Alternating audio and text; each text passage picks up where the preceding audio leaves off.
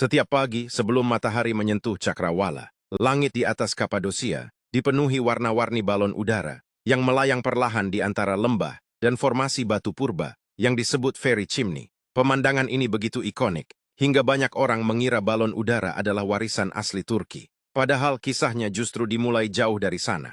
Balon udara panas pertama kali lahir di Prancis pada tahun 1783. Diciptakan oleh dua bersaudara bernama Joseph dan Etienne Montgolfier.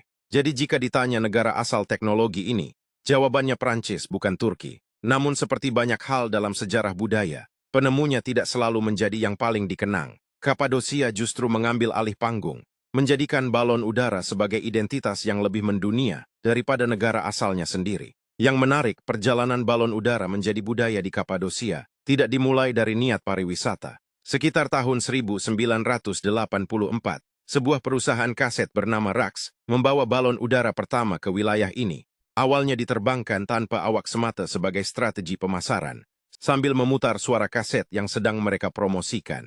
Bisa dibilang, ini iklan paling absurd sekaligus paling ikonik yang pernah ada. Semacam iklan TikTok zaman old, hanya saja versinya melayang di angkasa. Baru setelah itu, sekitar tahun 1985, hingga 1986, Asosiasi Penerbangan Turki mulai menerbangkan balon udara komersial pertama, melatih para pilot untuk menjadikannya industri sungguhan. Momentum besar datang pada 1988, ketika Malcolm Forbes, pemilik majalah Forbes, menjadi penumpang pertama dalam proyek persahabatan Turki-Amerika. Sejak itulah dunia mulai melirik Kapadosia sebagai destinasi balon udara yang layak diperhitungkan. Ada pula versi lain yang menyebut dua pilot asing, Lars-Erik Moe dan Kylie Kittner, sebagai sosok pertama yang menyadari potensi luar biasa di balik lanskap Kapadosia.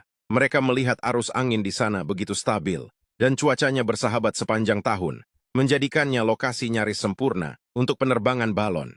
Dari situlah lahir perusahaan komersial pertama, Cappadocia Balloons, di awal tahun 90-an, yang berkembang pesat dari hanya 1-2 balon, menjadi armada berisi lebih dari 150 unit. Jika direnungkan, budaya ini sebenarnya bukan warisan leluhur turun-temurun, seperti banyak orang bayangkan, melainkan hasil kombinasi kebetulan geografis dan kejelian bisnis yang tepat waktu.